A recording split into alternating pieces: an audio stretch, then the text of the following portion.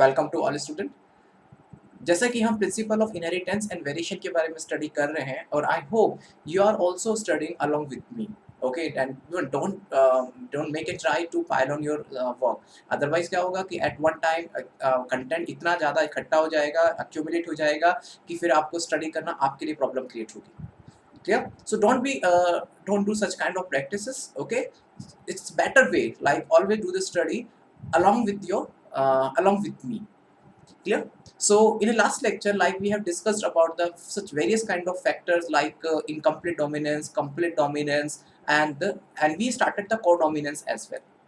Okay, complete dominance, this concept is it was given by the Mendel, but there was some like some error or like kind of the exception in the complete dominance, like in terms of incomplete dominance, in terms of codominance, in terms of pleiotropy. They are also called as Mendel deviations. Clear? Incomplete deviations we have completed. We have studied about the incomplete dominance. After the incomplete dominance, like we try to know about the dominance and recessive allele, how the recessive allele form through these mutations. Okay. After the recessive situations, like then we look on some basic of the codominance. Okay, so in today lecture we will study about the codominance. और अभी तक मैंने आपके जितने board papers देखे हैं उसमें incomplete dominance और कोडोमिनेंस से क्वेश्चन हमेशा आता है। आपके बोर्ड एग्जाम्स की बात कर रहा हूँ, फिलहाल मैं भी मेडिकल एंट्रेंस की बात नहीं कर रहा हूँ आपसे। कोडोमिनेंस से हमेशा क्वेश्चन आता है because your blood is a best example of A codominance. Okay, और मल्टीपल एलील। चलिए हम पढ़ते हैं। देखिए, जैसे इन केस कोडोमिनेंस होता है क्या है, for an example like if this the marriage is happen between the A blood group person और a B blood group person, तो उनकी जो ऑफस्प्रिंग्स होंगे, ऑफस्प्रिंग होने में मतलब उनके जो ऑफस्प्रिंग होंगे उनसे जो ऑफस्प्रिंग होगा, उन ऑफस्प्रिंग की जो ब्लड ग्रुप होगा, it is A B blood group. Now देखिए इस how it is a codominance कि इनमें both of the alleles, both of the gene they are expressing their characters. A dominance ऐसा नहीं है कि like neither A dominant A blood group is dominant on the B blood group और nor B blood group is dominant on the A blood group. Both of the blood group are showing their expression, not in terms of incomplete dominance, in terms of their codominance. मतलब दोनों ही अपने आप को represent कर रहे हैं, तो that is called the that is a best example of the codominance. Okay, जैसे ये भी मैंने आपको बताया था, लाइक फॉर एन एग्जांपल यहाँ पे ब्लू, यहाँ पे येलो। ओके, सो यहाँ पे ओनली ब्लू, आपकी जो ऑफस्प्रिंग है यहाँ पे सिर्फ only blue. Why it is blue? Because this dominant, this species make a dominant over this recessive species, so that's why the blue is completely dominant over the yellow species. While in case of the codominant में like आपके जो blue species है वो yellow species के साथ में अपने आप को dominate कर रही है। देखिए यहाँ पे blue भी है और आपके यहाँ पे yellow भी है, दोनों एक साथ शो कर रहे हैं। While in case of the incomplete dominance, ना कंप्लीटली ये अपने आप को एक्सप्रेस करता है, ना कंप्लीटली ये एक्सप्रेस करता है। Neither the expression was done by this blue nor the expression is given by the this species. Okay, so we get some intermediate species, it is called the incomplete dominance. Clear? Till now we were discussing crosses where the F1 resemble either of two parents, dominant or was in between, or incomplete dominance. Till now, like abhi tak we have studied about the complete dominance or like incomplete dominance. In complete dominance, the dominant species were completely dominant over the recessive species, while in case of the incomplete dominance, there is like some intermediate species between the two dominant and recessive के बीच की एक species निकली, that is incomplete, that is called the incomplete dominance, which was in between of parents. Clear? But in case of the codominance, the F1 generation resemble the both parent. मतलब codominance में क्या होता है कि जो आपकी F1 generation होती है वो दोनों parents को present करती है, express करती है। Now जैसे complete dominance क्या है, जैसे कि tall and dwarf के बीच में आपने cross किया and you get only tall. क्यों? Because tall is completely dominant on the dwarf, so you get only and only tall. So this is example of the complete dominance. ठीक है? So और incomplete dominance का example देखिए, red and white के बीच में cross किया and you get some pink. It means ना रेड अपने आप को कंप्लीट डोमिनेट कर पाए, ना व्हाइट अपने आप को कंप्लीटली डोमिनेट कर पाए, so you get some kind of a intermediate species in the form of colour, and here is colour is pink. Now the codominance. अब आपका जो हम एग्जांपल लेंगे, ये एग्जांपल बहुत इंपॉर्टेंट है और ये कई बार पूछा गया है इन terms of the blood system, कि ब्लड ग्रुप के बारे में बहुत बार पूछा गया है। सो प्लीज इसको अच्छे से समझिएगा। यहाँ पे आप समझ, आप like you will get some knowledge about the blood group as well. और ब्लड ग्रुप कैसे, ब्लड ग्रुप में कौन कौन से एलील होते हैं, कितने टाइप के ब्लड ग्रुप होते हैं, ब्लड ग्रुप का स्ट्रक्चर्स क्या होता है, you can get to know about it. Okay, a good example of different types of red blood cells and determine the ABO blood grouping in a human being। देखिए generally क्या होता है कि human being में आपको 4 type के blood groups मिलते हैं। नॉर्मल मैं बात करूं, A group, A blood group, B blood group, A B blood group और O blood group. And further it may be A positive, A negative, B positive, B negative, A B positive, A negative, O positive, O negative. फिर हम उसको positive negative के base पे we can divide it. So basically there are the 4 type of blood group, A B, A separately, B separate and AB combined and O blood group, यही होता है। सो देखिए हमारे जो एक्चुअली जो बेसिकली जीन जो ब्लड ग्रुप को decide करती हैं, they the best example of the multiple allelism. मैं आपको समझाता हूँ कैसे। ठीक है, जैसे for an example the ABO blood group are controlled by a gene AI। जो ABO ब्लड ग्रुप है, इसको एक जीन पर्टिकुलरली कंट्रोल करती है, दैट इज आई। और जीन आई जो blood A B O blood group control करती है, जो डिसाइड करती है कि इस पर्सन में ए ब्लड ग्रुप होगा, इस पर्सन में बी ब्लड ग्रुप होगा, इसमें ए बी ब्लड ग्रुप होगा, इसमें ओ ब्लड ग्रुप होगा, पॉजिटिव होगा, नेगेटिव होगा। So everything is decided by gene I. और जीन आई के मैंने बताया था जनरली आपको कि जनरली हर एक जीन के 2 एलील होते हैं, but in the case of this gene it has 3 alleles. It has 3 alleles. Generally मैंने आपको क्या बताया था कि हर एक जीन के 2 एलील होते हैं। एक जैसे कि टी 2 एलील हो गए। सो क्योंकि हमेशा जीन आपके पेयर में होती है, तो obviously there are the 2 allele. एक कैपिटल टी का दूसरा कैपिटल टी, दूसरे कैपिटल टी का पहले कैपिटल टी, 2 एलील थे। But in case of the capital I, in the case of the blood group gene, there are the 3 alleles. Allele in terms of I A, I B और small I, ऐसे ध्यान रखिएगा। IA, IB and small I, and so blood gene is a good example of the multiple allele। ये question medical में आया है। Okay, the blood gene is a good example of the multiple allele या multiple allelomorph, क्योंकि इसमें gene I decide the blood group A B O blood group. It has 3 alleles, जिसमें आपका IA, IB और I only small I से 3 allele होते हैं। That's why it is example of multiple allelism. तो gene I जिसके 3 allele हैं, I allele IA, allele IB, allele I.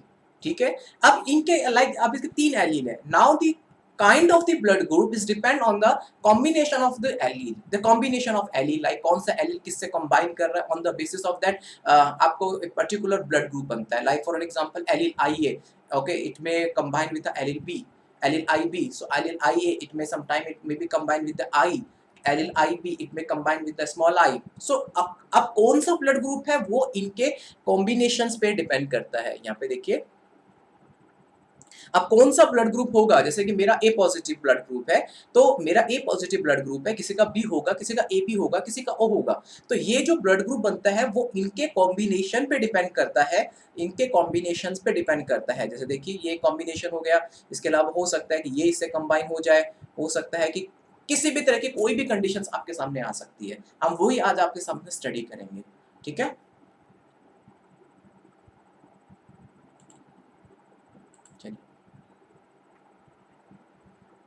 okay, the plasma membrane of red blood cell has a sugar polymer that protrude from its surface and kind of sugar is controlled by a gene। देखिए क्या होता है कि generally अगर आप किसी भी blood group की बात करें, फॉर एन एग्जांपल कि अगर आप आई ऐसे कि फॉर एन एग्जांपल कि आप एक रेड ब्लड सेल है, ठीक है, उस रेड ब्लड सेल की प्लाज्मा मेम्ब्रेन के ऊपर, रेड ब्लड सेल जो होते हैं आरबीसी होती है, उसके प्लाज्मा मेम्ब्रेन के ऊपर there is some kind of the sugar molecule, sugar polymer, and they are called glycoprotein. ये ग्लाइकोप्रोटीन क्या होता है कि आप जो रेड ब्लड सेल्स होती है उनके सरफेस के ऊपर ग्लाइकोप्रोटीन निकले हुए होते हैं, मतलब शुगर पॉलीमर्स निकले हुए होते हैं, जो बेसिकली उसकी सेल्स को स्पेसिफिक बनाते हैं। जैसे मैं आपको दिखाता हूँ, देखिए पहले मैं आपको ये दिखा देता हूँ तो मुझे समझाना आसान होगा। फॉर एन एग्जांपल जैसे देखिए there are the different types of red type blood. ठीक है, जैसे रेड ब्लड सेल आपके डिफरेंट टाइप्स के होते हैं। It may be A, it may be B, it may be A B और इट मे बी ओ। ये दिख रहा है आपको, कहने का मतलब है इसकी ये फॉर एन एग्जांपल ये आपके रेड ब्लड सेल है ए, इसके ये इसकी प्लाज्मा मेम्ब्रेन है, इसकी प्लाज्मा मेम्ब्रेन के ऊपर ये देखिए ये आपको दिख रहा है सरफेस के ऊपर, सरफेस के ऊपर कुछ दिख रहा है आपको, ये ग्लाइकोप्रोटीन होते हैं, ये ग्लाइकोप्रोटीन कहते हैं। ये ग्लाइकोप्रोटीन क्या होता है, ये बेसिकली क्या होता है कि कहने का मतलब है जैसे आपने किसी टेरिटरी में अपना झंडा लगा दिया, ठीक है, तो इट मीन्स वो आपकी टेरिटरी हो गई, ठीक है, तो उसमें कोई दूसरा फॉरेनर नहीं आ सकता। Are you getting my point? So ये जो ग्लाइकोप्रोटीन होते हैं उसकी रेड ब्लड सेल को स्पेसिफिक बनाते हैं, उसकी रेड ब्लड सेल को उसको स्पेसिफिक बनाते हैं। अब जैसे कि इन केस इसके ऊपर ये अगर फॉर एन एग्जांपल कि उसके ऊपर मान के चलो कि ये जो आपको दिख रहा है ये ए, इसको हम ग्लाइकोप्रोटीन बोल सकते हैं या इसको एंटीजन बोल सकते हैं। ये मतलब शुगर मॉलिक्यूल्स होते हैं जो कि वैसे अगर आपने पढ़ा हो हर एक अगर आपने पढ़ा हो तो जितने भी आपकी सेल मेम्ब्रेन होती है उस सेल मेम्ब्रेन के ऊपर ग्लाइकोप्रोटीन्स होती हैं। जो आपकी सेल मेम्ब्रेन होती है उस सेल मेम्ब्रेन के ऊपर ग्लाइकोप्रोटीन निकली हुई होती है, मतलब एक काइंड ऑफ द फ्लैग, जैसे कि अगर सेल मेम्ब्रेन है उसके ऊपर ऐसे फ्लैग निकले हुए होते हैं, फ्लैग निकले हुए होते हैं। वो क्या होता है, ग्लाइकोप्रोटीन बेसिकली ये बताते हैं कि भाई ये इसकी आइडेंटिफिकेशन देते हैं कि भैया इसका ये आइडेंटिटी ये है, इसका इसका आधार कार्ड है, उसका वोटर आईडी कार्ड है, मतलब उस पर्टिकुलर सेल का ये आधार कार्ड या वोटर आईडी कार्ड होते हैं जो सेल का आइडेंटिफिकेशन करते हैं। जैसे आपको पता होगा कि ए ब्लड ग्रुप में आप बी ब्लड ग्रुप, अगर किसी एक पर्सन का ए ब्लड ग्रुप है तो उसको बी ब्लड ग्रुप ऐड नहीं कर सकते, ए में ए बी ऐड नहीं कर सकते, ए में ओ ऐड नहीं कर सकते, ये तो आपको पता है। क्यों ऐड नहीं कर सकते? Because of this glycoprotein. Because जैसे अगर किसी का blood group for an example A है तो उसके ऊपर ए एंटीजन होता है, ये दिख रहा है ये एंटीजन है। अगर आप बी ब्लड ग्रुप में देखेंगे तो antigen is something different. Okay अगर आपने for an example A blood group है, अगर उसको आपने बी ब्लड ग्रुप चढ़ा दिया, उसको बी ब्लड ग्रुप दिया तो उसकी जो ग्लाइकोप्रोटीन्स होती हैं उसको आइडेंटिफाई नहीं करती हैं, कहते हैं ये तो कोई दूसरा फॉरेन पार्टिकल आ गया, तो उसका इम्यून सिस्टम उस बी ब्लड ग्रुप को जो बी ब्लड सेल्स किसी के बी ब्लड सेल्स जो ए ब्लड ग्रुप के अंदर आई है तो उसको किल कर देगा, क्योंकि उसका आइडेंटिफिकेशन क्या है, यही आइडेंटिफिकेशन उसकी ग्लाइकोप्रोटीन जिसको उसको उसको लाइक स्पेसिफिक बना रहे हैं। जैसे बी ब्लड ग्रुप आप देखेंगे तो यहाँ देखिए इसका स्ट्रक्चर डिफरेंट है, तो अगर आपका किसी का बी ब्लड ग्रुप है, अगर आपने उसको ए ब्लड ग्रुप दे दिया तो इसका ग्लाइकोप्रोटीन ये जो है उसको स्पेसिफिक बना रहा है उसकी रेड ब्लड सेल्स को। अगर आपने ए ब्लड ग्रुप दे दिया तो उसमें तो ये ग्लाइकोप्रोटीन आएगा, दोनों की ग्लाइकोप्रोटीन चेंज हो गई, तो ये उसको आइडेंटिफाई नहीं करेगा और उसको एंटीजन समझ के या फिर उसको कोई फॉरेन पार्टिकल समझ के वहीं पे किल कर देगा। अब ए बी ब्लड ग्रुप में देखिए, ए बी ब्लड ग्रुप में ए भी है और बी भी है, तो इन केस में ए बी ब्लड ग्रुप की खास बात क्या होती है कि ए बी ब्लड ग्रुप में ए भी चलता है बी भी चलता है। ए बी ब्लड ग्रुप की खास बात ये है कि इसको ए भी चलेगा बी भी चलेगा, ठीक है, ये यूनिवर्सल, इसको हम एक्सेप्टर बोलते हैं, क्या बोलते हैं, यूनिवर्सल एक्सेप्टर बोलते हैं। और आप ओ ब्लड ग्रुप के बात आते हैं तो ओ ब्लड ग्रुप के ऊपर ना ए होता है ना बी होता है, that's why it is called the universal donor, ठीक है, इधर इसके पास ए है ना बी है, तो इसलिए आप इसको किसी को भी दे दोगे सेल उसको आइडेंटिफाई नहीं करेगी, तो इसको ये that's why it is called universal donor, understand? So अब जैसे अगर आप यहाँ देखेंगे antigen in red blood cell, तो ये एंटीजन कहलाते हैं, मतलब जैसे आई ए एंटीजन या कह सकते हो इसका बी एंटीजन, ये उसका ए बी एंटीजन और नन कोई एंटीजन प्रेजेंट नहीं है। तो ये क्या होता है, ग्लाइकोप्रोटीन होती है। ग्लाइकोप्रोटीन मतलब होता है ग्लाइकोजन प्लस प्रोटीन, मतलब शुगर प्लस प्रोटीन से मिलके बनी हुई होती हैं, क्योंकि ये क्या होता है, ये प्रोटीन से जुड़ी हुई होती है। प्रोटीन से कि आपने पढ़ा है कि सेल मेम्ब्रेन में स्ट्रक्चर क्या होता है, लिपिड और प्रोटीन का स्ट्रक्चर होता है, ठीक है, आपकी जो जो आपकी सेल मेम्ब्रेन होती है वो लिपिड और प्रोटीन की बनी होती है। तो जो आपकी जो आपका जो प्रोटीन से ये कुछ कार्बोहाइड्रेट की कुछ चैन होती है जो ऊपर लटकी हुई होती है, ऐसे हवा में रहती है, जो एक पर्टिकुलर एंटीजन को पर्टिकुलर फॉरेन पार्टिकल को पहचानने में हेल्प करती हैं और उस सेल की आइडेंटिटी है, उसका आधार कार्ड है। तो ये जो पर्टिकुलर आपको दिख रहे हैं ना एंटीजन, ये इस सेल का आधार कार्ड है जो ये बताते हैं कि ये कौन सी सेल है। इसकी वजह से हम किसी दूसरे का ब्लड ग्रुप किसी और में नहीं यूज कर चढ़ा सकते, अदरवाइज सेल्स उसको आइडेंटिफाई करती है और ऑन द स्पॉट उसको किल कर देंगी, ठीक है। देखिए अब मैं आपको पहले और समझाता हूँ। The plasma membrane of the red blood cell has a sugar polymer that protrude from its surface and kind of sugar is controlled by the gene, ठीक है। अब कौन से टाइप का शुगर है वो उसकी जीन कंट्रोल करती है। अगर आप देखिए ए एंटीजन है तो अगर ए ब्लड ग्रुप है तो ए एंटीजन होगा तो उसका शुगर डिफरेंट होगा, बी एंटीजन है तो उसका बी ब्लड, अगर मान के चलो बी ब्लड ग्रुप है तो उसका बी एंटीजन होगा, उसका शुगर डिफरेंट होगा। ए बी ब्लड ग्रुप है तो उसमें ए बी एंटीजन होगा, उसका शुगर डिफरेंट होगा। ओ ब्लड ग्रुप है तो उसमें कोई एंटीजन ही नहीं होगा, ठीक है, तो उसमें कोई शुगर मॉलिक्यूल या कोई चैन नहीं होती है। ओके, शुगर पॉलीमर क्या होते हैं? ग्लाइकोप्रोटीन, जिसको हम एंटीजन भी कह सकते हैं। ग्लाइकोप्रोटीन मतलब क्या होता है, मैं समझा देता हूँ कि सेल मेम्ब्रेन जो होती है आपकी, वो लिपिड और प्रोटीन से मिलकर बनी हुई होती है। लिपिड की बाइलेयर मेम्ब्रेन होती है और उसके ऊपर प्रोटीन मॉलिक्यूल्स जुड़े हुए होते हैं। ठीक है, उसके ऊपर प्रोटीन होती है, तो उस प्रोटीन से आपके कुछ बाहर की तरफ, उस सेल से बाहर की तरफ कुछ ऐसे चैन होती है जो से लटकी हुई होती है, जो बेसिकली उस सेल की आइडेंटिटी होती है। Each type of blood group has its own glycoprotein, which like as which each type of blood group has on specific glycoprotein and ये पूरा नहीं लिखा हुआ, सॉरी, मैं कट कर देता हूँ। ओके, गलती से पूरा रह गया, मैं वैसे बाय द वे टाइप कर एडिट कर दूंगा आपको भेजते वक्त। Each type of blood group has on specific glycoprotein which make it unique. Okay, antigen determine the blood type and can either be protein and complex of sugar molecule, polysaccharide, मतलब कहने का मतलब जो एंटीजन्स होते हैं वो blood type को determine करते हैं और कैन आइदर बी प्रोटीन, या तो प्रोटीन हो सकती है या फिर शुगर मॉलिक्यूल हो सकते हैं, पॉलीसैक्राइड हो सकती है। मतलब आप देखिए, ज़्यादा ध्यान मत रखिए। वैसे अगर आपने पढ़ा हो लाइक लिम्फोसाइट सेल्स के बारे में, अगर आपने पढ़ा हो, ह्यूमन एनाटॉमी पढ़ा हो, तो वहाँ ब्लड ग्रुप के बारे में आया था, और नहीं आया तो मैं आपको बता दूंगा दोबारा से, कोई बड़ी बात नहीं है। तो बेसिकली शुगर मॉलिक्यूल्स होती है। The gene in a blood group antigen provided instruction for making a antigen protein, मतलब जो ब्लड ग्रुप में जो जीन होती है, वो बेसिकली ये जो ब्लड ग्रुप के अंदर जीन होती है वो इंस्ट्रक्शन देती है कि आपको इस टाइप का ग्लाइकोप्रोटीन बनाना है जो उस सेल को यूनिक कर देगा। ठीक है, यहाँ पे एक्चुअली कंप्लीट रह गया, इनकम्प्लीट रह गया।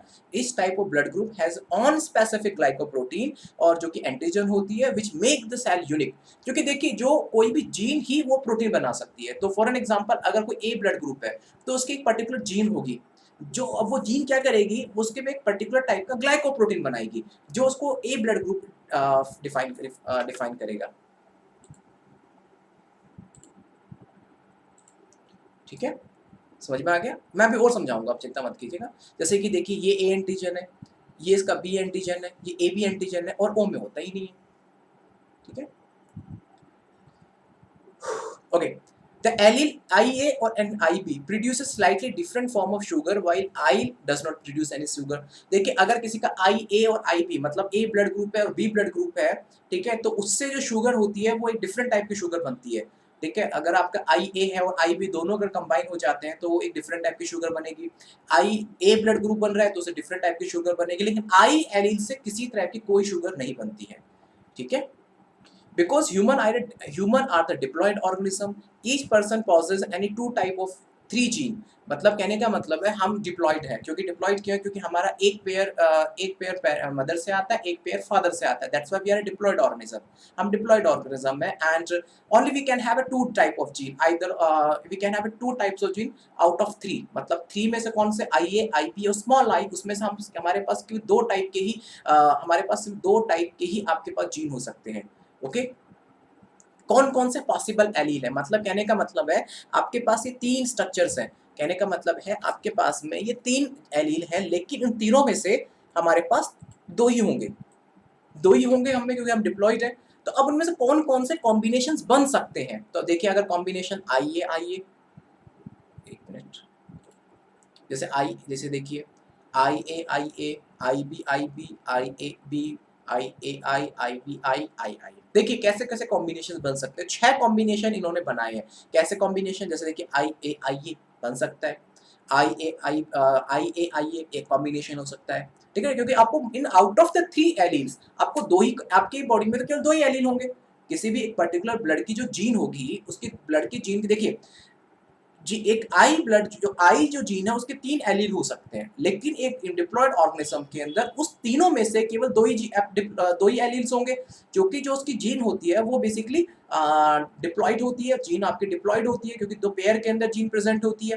ठीक है, so out of the three diploid organism के अंदर केवल दो ही एलील्स होंगी। अब उन आउट ऑफ द थ्री कोई भी टाइप का एक कॉम्बिनेशन पाया जा सकता है आप में। अब वो कॉम्बिनेशन क्या हो सकता है? हो सकता है कि कॉम्बिनेशन IA का कॉम्बिनेशन हो सकता है कि IB का कॉम्बिनेशन हो सकता है IA का कॉम्बिनेशन हो सकता है IA का I से कॉम्बिनेशन हो सकता है IB का I से कॉम्बिनेशन हो और I अलग से कॉम्बिनेशन हो। सो कहने का मतलब है जैसे देखिए IA ये तो होमोजाइगस हो गया, ये होमोजाइगस हो गया, ये होमोजाइगस हो गया और इसमें से ये हेटेरोजाइगस हो गया, ये हेटेरोजाइगस हो गया, ये हेटेरोजाइगस हो गया। अब ये आइए एक पर्टिकुलर जीन है जो उसकी अब आइए अब आपको समझ में आ गया आइए और आइए है तो मतलब ए ब्लड ग्रुप बना रहा होगा, ठीक है। आईबी आपको समझ में आ गया, ये पक्का बी ब्लड ग्रुप बना रहा होगा। ओके आईए और IB A B blood group बना रहा होगा। अब जो आइए कहने का मतलब है जो आइए है, ठीक है, आइए है जो उसने ए ब्लड ग्रुप बनाया है आपका, जो ए ब्लड ग्रुप बनाया है, तो ए ब्लड ग्रुप बनाया है तो ये आइए एक पर्टिकुलर ऐसी जीन बनाती है, ये जो जीन है ये ऐसी प्रोटीन बनाती है कि उस ब्लड सेल्स के ऊपर इस स्पेसिफिक ग्लाइकोप्रोटीन वो बना देगी। तो स्पेसिफिक ग्लाइकोप्रोटीन अब आपकी केवल आइए एंटीजन होगी जो केवल ए ब्लड ग्रुप को ही आइडेंटिफाई करेगी। तो ये क्या करते हैं, ये कैसे स्पेसिफिक ब्लड ग्रुप बनाते हैं। आइए ने बोला कि अब तुम्हारा ए ब्लड ग्रुप है, तो कैसे पॉसिबिलिटी है कि वो कैसे वो स्पेसिफिक हुआ कि ए ब्लड ग्रुप ही है। आईबी उसने बोला कि अब से तुम्हारा बी ब्लड ग्रुप है, कैसे वो बी ब्लड ग्रुप, अगर आप एक कहने का मतलब एक साइंस के पॉइंट ऑफ व्यू से देखें कि कैसे वो बी ब्लड ग्रुप ही रहता है, क्यों, क्योंकि उसके सेल के ऊपर कुछ स्पेसिफिक ग्लाइकोप्रोटीन बन जाती है जो केवल बी ब्लड ग्रुप को ही आइडेंटिफाई करती है, वो ऐसे स्पेसिफिक ग्लाइकोप्रोटीन बनाएगा, ठीक है। अब आईबी तो उसमें दोनों टाइप के ब्लड ग्रुप्स आएंगे, तो आईए की भी प्रोटीन बनेगी, आईबी भी प्रोटीन बनाएगा, तो दोनों टाइप के ग्लाइकोप्रोटीन उसके सेल के सरफेस के ऊपर होंगे। अब आइए अभी आपको अभी दिख रहा होगा, हमेशा याद रखना, हमेशा ये जो आईए होता है ये और इसके बीच में जो कॉम्बिनेशन आपने बनाया है उसमें आईए हमेशा डोमिनेंट रहता है, तो मतलब इसमें कौन सा ब्लड ग्रुप बनेगा, ए ब्लड ग्रुप बनेगा, इसमें बी ब्लड ग्रुप बनेगा, क्योंकि हमेशा आईए और आईबी में से ये हमेशा डोमिनेंट रहते हैं ओवर द स्मॉल आई, और स्मॉल आई है ये तो ओ ब्लड ग्रुप है क्योंकि ये ओ को डिनोट करता है, ये ए ब्लड ग्रुप को, ये ए को है, ये बी को है और ये ओ ब्लड ग्रुप बनाता है। अब कहने का मतलब है कि मेरा ए ब्लड ग्रुप है तो मेरे में यहाँ दो कॉम्बिनेशन हो सकते हैं, मेरा ब्लड ग्रुप ए है, मेरा ब्लड ग्रुप ए है तो मतलब मेरी जो ब्लड सेल्स हैं उसकी जो जीन है उसमें दो कॉम्बिनेशन पॉसिबल है, कौन कौन से, एक तो ये एक कॉम्बिनेशन पॉसिबल है और एक ये कॉम्बिनेशन पॉसिबल, एक ये कॉम्बिनेशन पॉसिबल है और आपका एक ये कॉम्बिनेशन पॉसिबल है, दो कॉम्बिनेशन पॉसिबल हैं जो ये डिफाइन करते हैं कि मेरे जो ब्लड सेल्स हैं उनमें ये पर्टिकुलर जीन होने की पॉसिबिलिटी है। किसी का बी ब्लड ग्रुप होगा तो उसमें ये और ये पॉसिबिलिटीज है, किसी का ए बी ब्लड ग्रुप होगा तो उसका ये पॉसिबिलिटीज है, और किसी का ओ ब्लड ग्रुप होगा तो उसमें आई की पॉसिबिलिटी है, मतलब पॉसिबिलिटी क्या तो कंफर्म ही है, क्या पॉसिबिलिटी तो क्या होगी, कंफर्म ही है। चलिए IA and IB are completely dominant over the I. In other words, IEA and I present only IE express, मतलब I does not produce any sugar, क्योंकि I small I तो अपनी कोई शुगर प्रोड्यूस ही नहीं करता है। अब I अपनी जब शुगर प्रोड्यूस ही नहीं करेगा तो A एंटीजन जो IA है जीन है वो अपनी शुगर प्रोड्यूस करेगी, ठीक है। तो अगर वो अपनी शुगर प्रोड्यूस कर देगी तो कौन सा ब्लड ग्रुप बनेगा, ए ब्लड ग्रुप बनेगा। Same in the case of the IB and I, उसमें I स्मॉल I अपने शुगर ही प्रोड्यूस नहीं कर रहा तो IB अपने आप को एक्सप्रेस करेगा। When IA और IB are present together, they both express their own type of sugar because of the codominance, ठीक है। जैसे देखिए मैंने यहाँ लिख दिया इसलिए आप यहाँ देखिए I A blood group, IB A B blood group, I A B blood group, I small I किसी तरह की कोई शुगर प्रोड्यूस ही नहीं कर रहा है तो आइए डोमिनेंट होगा। अब आई स्मॉल आई किसी तरह की शुगर प्रोड्यूस नहीं कर रहा, आइए कर रहा है, कह रहा है मेरी मैं तो अपना करूंगा ना, तो कौन सा हुआ आपका ए ब्लड ग्रुप ही आएगा। आई इसमें स्मॉल आई ने अपने को शुगर ही प्रोड्यूस नहीं की और आईबी ने अपनी बी शुगर प्रोड्यूस कर दी, बी एंटीजन की शुगर प्रोड्यूस कर दी तो वो बी ब्लड ग्रुप हो गया, और I small I O blood group है। तो देखिए कहने का मतलब है कि ये जो ए और बी है ये कंप्लीट डोमिनेंस का एग्जांपल है, क्योंकि इसमें कहने का मतलब है कहने का मतलब है इसमें कंप्लीट डोमिनेंस है। इसके अलावा ये भी कंप्लीट डोमिनेंस का एग्जांपल है, बट यही है जो आपका केवल को डोमिनेंस का एग्जांपल है। जैसे कि ये तो कंप्लीट डोमिनेंस ही है, ठीक है, ठीक है, ये तो कंप्लीट डोमिनेंस ही है, वैसे तो होमोजाइगस है तो चांस ही एक ही है, दूसरे होने के चांस ही नहीं है, मेनली क्या होता है इनमें होता है चांसेस, तो ये भी कंप्लीट डोमिनेंस के एग्जांपल है, ठीक है। और को डोमिनेंस का एग्जांपल आपको यहाँ देखने को मिल गया। तो मतलब ब्लड ग्रुप में आपको कंप्लीट डोमिनेंसी और को डोमिनेंसी दोनों दिख जाता है। कंप्लीट डोमिनेंसी तो हम पढ़ते हैं एज ए लॉ, और को डोमिनेंसी भी आपको यहाँ दिख जाता है। तो इसमें आपको क्या क्या दिखाई दिए, आपको 6 टाइप के जीनोटाइप दिखाई दिए, मतलब देखिए 1 2 3 4 5 6 और 4 टाइप के आपको फिनोटाइप दिखाई दिए। कैसे, 1 2 3 और 4, क्योंकि ए बी तो यहाँ पे भी आ गया, 1 2 3 और 4, 4 टाइप के फिनोटाइप हो गए आपके। तो देखिए ये आपके 6 जीनोटाइप हो गए और आपके 6 जीनोटाइप हो गए और 4 टाइप के आपके फिनोटाइप हो गए। ठीक है, चलिए। Hence, red blood cells have a both A and B type of sugar. Since there are the three different alleles, there are the six different combination of these three allele and are possible. Therefore, a 6 different genotype of human ABO blood group are types. मतलब कहने का मतलब जो I capital I gene जो ABO blood group के लिए responsible है, it can make a 6 kind of the possibility, 6 kind of the different possibility or 6 kind of combination it can form, okay, through this 3 different kinds of allele, मतलब 3 different allele से ये 6 combinations बना सकते हैं जिससे आपके different A blood group का formation होता है। मतलब 3 alleles है तो उससे 6 combination आपके बन गए हैं और 6 combination से 4 टाइप के आपके phenotype बनते हैं। अगर आपको confusion क्या हो रहा होगा कि आपको यहाँ पे देखने में क्या देखने मिल रहा है, जैसे कि मैंने आपका बुक से लिया था 1 2 3 4 5 6 7, आप कंफ्यूज होंगे सर ये तो 7 हो गए, आप तो 6 बता रहे थे।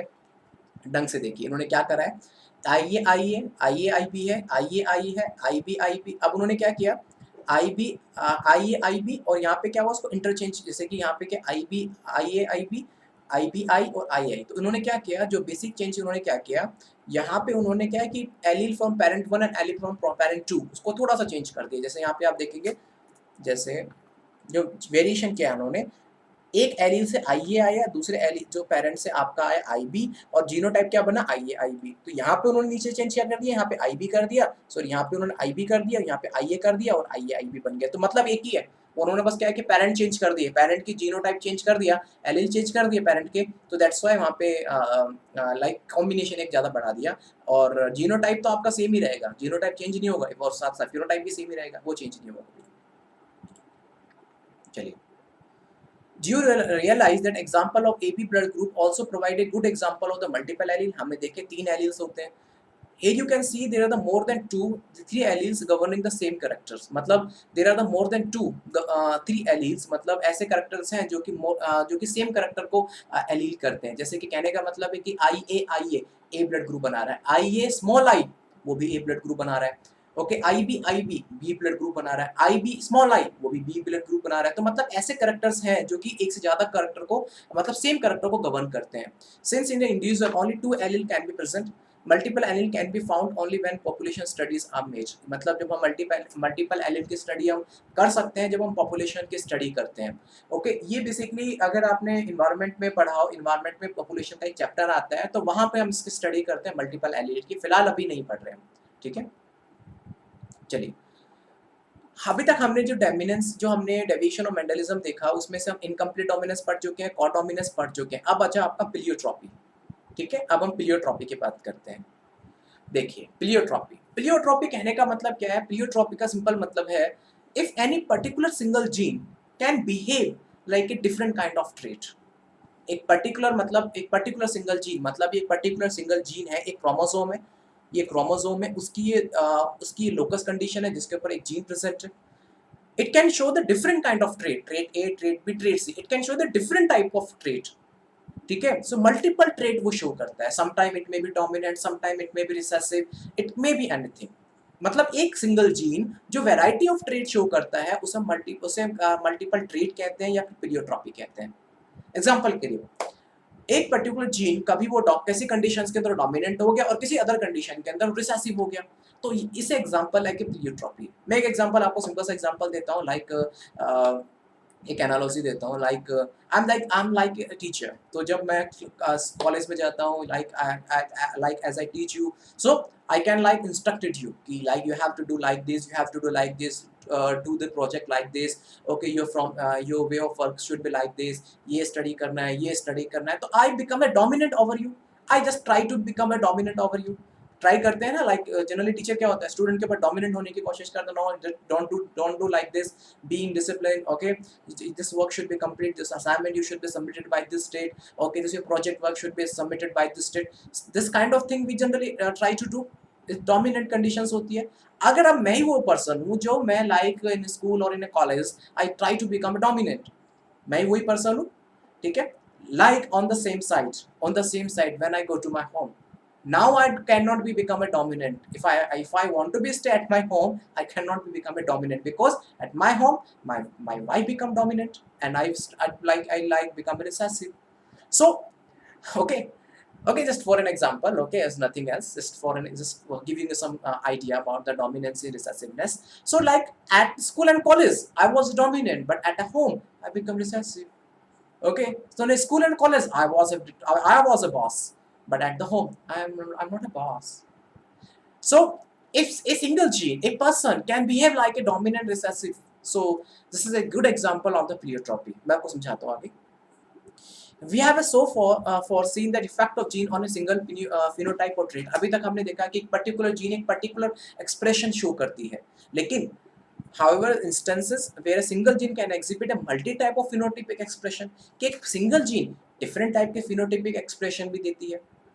Such as gene is called a pleiotropic gene or it can be explained by the various example like जैसे कि starch synthesis and the pea seed. Okay मतलब बी जीन जिसको हम बोलते हैं, या बी जीन के थ्रू कंट्रोल होता है, और एक होता है फिनाइल कीटोयूरिया, ये एक डिजीज है. ठीक है.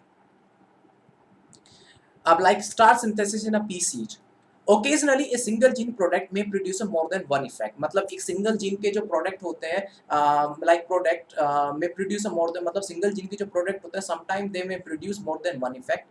Clear. For an example starch synthesis in a pea seed is controlled by a one gene. मतलब जो जैसे कि जो सीड के अंदर जो स्टार्च होता है, क्योंकि सीड के अंदर स्टार्च ही होता है, उसका जो सिंथेसिस होता है, for an example if it is controlled by a capital B gene. तो मान के चलो देखिए, ये फॉर एन एग्जांपल एक कैपिटल बी जीन है जो एक क्रोमोसोम के ऊपर है. ठीक है. इसकी प्लियोट्रोपी क्या है, ये स्टार्च सिंथेसिस को भी कॉड करती है और साथ साथ शेड सीड जो शीट का शेप है उसको भी कंट्रोल करती है. ठीक है. ये प्लियोट्रोपिक एग्जांपल हुआ. मतलब स्टार्च सिंथेसिस के अलावा जो शीट का जो शेप है वो भी कंट्रोल करती है. तो एक पर्टिकुलर बी जीन ही दोनों काम कर रही है, स्टार्च का सिंथेसिस भी कर रही है और शीट के शेप को भी कंट्रोल कर रही है. तो that's why it is a good example of pleiotropy. अब ये जो कंट्रोल होता है ये बेसिकली एंजाइमेटिक होता है. ठीक है. ये कंट्रोल जो होता है एंजाइमेटिक होता है. मैं समझाता हूँ कि प्लियोट्रोपी एग्जैक्टली होती कैसे है, वो मैं आपको बताता हूँ. Starch is synthesized effectively by the BB homozygote. Therefore, a large starch grain are produced. मतलब large मतलब जो starch का जो synthesis होता है वो कैपिटल BB होमोजाइगोटिक एक जीनोटिपिक एक्सप्रेशन के थ्रू होता है, जैसे कि बड़े-बड़े starch grain बनते हैं. ठीक है. In contrast, small BB homozygote have a lesser efficiency in starch synthesis and produce smaller starch grain. जो small BB जीन होती है वो थोड़ी starch synthesis में थोड़ी less efficient होती है और जिसकी वजह से small starch grain बनते हैं. तो मैंने आपको याद कीजिए वही बताया था कि कैपिटल BB में पहले कैपिटल B था, लेकिन उसमें गलती से म्यूटेशन हो गया और स्मॉल B बन गया, और जब वो होमोजाइगोटिक कंडीशन में आया तो उससे बनने वाले जो स्टार्च थे या उससे बनने वाली जो एक्सप्रेशन थे वो चेंज हो गए. ठीक है. After the mutation of seed B, seed capital BB seeds are rounded and the small BB seeds are the wrinkled. मतलब कहने का मतलब है कि म्यूटेशन के बाद में कैपिटल बीबी जो जीन थे वो राउंडेड थे, लेकिन after the mutation it become wrinkle. मैंने आपको लास्ट लेक्चर में समझाया था. Heterozygous produce a round sheet and B seems to be dominant allele. और starch grain produce around intermediate size in a small BB seed and a between of large and small. मैं काम करता हूँ, आपको मैं क्रॉस दिखाता हूँ जब भी आपको समझ में आएगा. सॉरी. जैसे एग्जाम्पल के लिए समझाता हूँ मैं आपको. For an example if there is a two different genotype, one is a big round and small wrinkle. ठीक है. Big round and small wrinkle मतलब बिग मतलब बड़े साइज के जीन है, बड़े जीन है और राउंडेड है. दोनों अलग अलग करेक्टर है, सेम मत कर देना. बड़े जीन है और राउंडेड है. स्मॉल बीबी स्मॉल करेक्टर है, मतलब स्मॉल जीन है, स्मॉल सीड है और रिंकल है. अगेन मैं एक्सप्लेन करता हूँ. कैपिटल बीबी बड़े जीन बड़े साइज के सीड है और राउंडेड है. स्मॉल बीबी स्मॉल है और रिंकल है. मतलब दो अलग अलग करेक्टर है, एक तो है शेप और एक है साइज. एक है शेप और एक है साइज. अब जैसे कि इनकेस आपने उसको क्रॉसिंग करवाया, क्रॉसिंग करवाने से आपको इस तरीके से कुछ मिला कैपिटल बीबी, लेकिन ये कैपिटल बीबी नो डाउट बिग राउंड को शो करेगा क्योंकि यहाँ पे बी स्मॉल बी के ऊपर डोमिनेंट है. तो आपको सारे के सारे बिग राउंड मिले. बिग मतलब बड़ा साइज है, मतलब बड़ा साइज है. बड़ा साइज कब होता है सीड का, जब उसमें स्टार्च का ज्यादा सिंथेसिस होता है. ठीक है. और राउंडेड है. तो ये कि कैपिटल भी दोनों को कंट्रोल कर रही है, स्टार्च को भी सिंथेसिस ज्यादा करा रही है और साथ साथ उसके राउंड शेप को भी कंट्रोल कर रही है. राउंड का तो हमने पहले भी डिस्कस किया था आपसे. तो जितना ज्यादा स्टार्च का सिंथेसिस होगा उस शीट का साइज उतना ज्यादा बड़ा हो जाएगा. When you do the selfie between the this homozygotic conditions, मतलब आपने इसके बीच में सेल्फिंग किया तो अब आपको कैसे मिलते हैं, या देखिए आपको इस तरीके से मिलते हैं, मतलब कैपिटल बीबी और स्मॉल बीबी। तो capital B B it's a big round, small B B small wrinkle. लेकिन अब आपको यहाँ इंटरमीडिएट मिलते हैं, मतलब ये इंटरमीडिएट आपको मिलते हैं। इंटरमीडिएट कहने का मतलब है साइज आपका इंटरमीडिएट होगा और रिंकल भी होगा। इंटरमीडिएट कंडीशंस आपको देखने को मिलती है, ठीक है, क्योंकि वो एक पर्टिकुलर जीन दोनों टाइप के करैक्टर को कंट्रोल कर रही थी। When it become homozygotic, homozygotic हो गए तो होमोजाइगोटिक होने पे उसने मतलब आपके साइज भी छोटा हो गया, ना बड़ा रहा ना ज़्यादा छोटा रहा, मतलब बीच का साइज हो गया। और बीच का साइज हो गया कहने का मतलब है जो साइज है यहाँ पे जो साइज है, एक एक मिनट में आगे समझाता हूँ। आपका जो साइज है, साइज कहने का मतलब है आपका जो साइज है वो आपका जो सीड का जो साइज ना ज़्यादा बड़ा रहा ना छोटा रहा, मतलब इंटरमीडिएट हो गया। सीड आपके राउंडेड ही रहे, तो इट मीन्स डिफरेंस कहाँ पे आया, उसके स्टार सिंथेसिस में डिफरेंस आ गया। देखिए heterozygotic produces round seeds, and so B seem to be dominant of allele, but the stars again produced are of the intermediate size in the BB seed in between of small and green। कहने का मतलब है कि यहाँ पे जब आपने उसको एक जीन जो दो फैक्टर कंट्रोल कर रही थी, जब आपने उसकी जब आपने क्रॉसिंग करवाया, so you get some different kind of species, different kind of character. जैसे कि जब वो होमोजाइगोटिक हुआ तो उसका जो साइज था, ठीक है, जो मतलब जो सीड का साइज था वो ना ज़्यादा बड़ा रहा ना छोटा रहा, वो इंटरमीडिएट हो गया। तो और इवन साइड आपका फिर स्टिल राउंड था। So therefore dominancy is not an autonomous feature of the gene or it has information for। चलो मैं बाद में आपको समझाता हूँ, पहले मैं ये समझाता हूँ आपको। ये समझ में आ गया? देखिए बेसिकली क्या होता है, एक पर्टिकुलर जीन डिफरेंट टाइप के कैरेक्टर को एक्सप्रेस करती है, लेकिन जब यहाँ पे हेट्रोजाइगोटिक हुआ तो उसने कुछ डिफरेंट टाइप के और कैरेक्टर्स को रिप्रोड्यूस किया। तो ये प्लियोट्रॉपी का एग्जांपल है। देखिए प्लियोट्रॉपी में आपका बिग राउंड स्मॉल रिंकल, और यहाँ पे आप देख रहे हैं यहाँ पे कुछ आपको डिफरेंट कैरेक्टर्स आपको देखने को मिल रहे हैं। सॉरी, ये बताते हैं कि डोमिनेंस किसी भी कोई भी एक जीन का कोई एब्सोल्यूट कैरेक्टर नहीं है कि आप मान के चलो कि हमेशा कैपिटल भी डोमिनेंट ही रहेगा। ऐसा कुछ नहीं है कि उसका ये फाइनल कैरेक्टर है और इसका एक एब्सोल्यूट कैरेक्टर है। डोमिनेंस क्या होता है, डोमिनेंस कहने का मतलब है जीन का एक्सप्रेशन। कोई बार ऐसा होता है कि कोई जीन अपने आप को ज्यादा एक्सप्रेस कर देती है, कोई जीन आपको कम रिप्रेस करती है। तो जो जीन ज्यादा अपने आप को एक्सप्रेस करती है वो उतने फिनोटाइपिक कैरेक्टर देगी, जो जीन कम एक्सप्रेस करती है वो अपने फिनोटाइपिक कैरेक्टर नहीं देती। तो हमेशा डिपेंड करता है उस जीन के एक्सप्रेशन के ऊपर। वो जो जीन ज्यादा एक्सप्रेस करती है वो ज्यादा डोमिनेंट हो जाती है। सो ऑलवेज एक्सप्रेशन जो होता है प्रोटीन के सिंथेसिस के थ्रू होता है। वैसे ही एंजाइमेटिक प्रोसेस होता है, क्योंकि जितना ज्यादा एंजाइम को प्रोटीन स्टार्च को सिंथेसिस करने के लिए जितने ज्यादा एंजाइम्स बनेंगे उतना ही ज्यादा, जितने ज्यादा एंजाइम्स बनेंगे उतने ज्यादा स्टार्च का सिंथेसिस होगा और सीड का साइज उतना ज्यादा बड़ा होगा। जितने ज्यादा, अगर आपके फॉर एग्जांपल कहने का मतलब है हेट्रोजाइगोटिक कंडीशन आ गई थी, कैपिटल बी स्मॉल बी, तो क्या हुआ, जीन का एक्सप्रेशन थोड़ा सा डाउन हो गया था। जीन का एक्सप्रेशन थोड़ा सा डाउन हुआ, और जैसे जीन का एक्सप्रेशन थोड़ा सा डाउन हुआ तो एंजाइम का प्रोडक्शन कम हुआ, और उसकी वजह से आपका जो सीड का साइज था वो छोटा हो गया। So that's why this that's why the dominance is not an autonomous feature. मतलब आप किसी की प्रॉपर्टी नहीं कह सकते कि जीन की हमेशा प्रॉपर्टी है। No, it is not like that. The absolute character नहीं है। वो डिपेंड करता है कि वो जीन अपने आप को ज्यादा एक्सप्रेस कर देती है और कोई जीन अपने आप को एक्सप्रेस नहीं कर पाती है। ठीक है,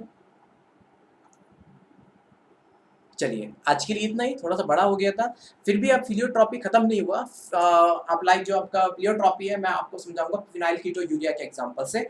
ओके, और मैं ये भी बताऊंगा कि कोई एक पर्टिकुलर जीन कैसे ज्यादा, दो से ज्यादा वो एक्सप्रेशन करती है, क्योंकि आपको इतना पता है कि एक पर्टिकुलर जीन स्पेसिफिक होती है स्पेसिफिक प्रोटीन बनाने के लिए। अब वो एक स्पेसिफिक जीन एक स्पेसिफिक प्रोटीन बनाती है, तो एक्सप्रेशन दो अलग अलग कैसे हो गए, मैं आपको नेक्स्ट लेक्चर में समझाऊंगा। ठीक है, धन्यवाद।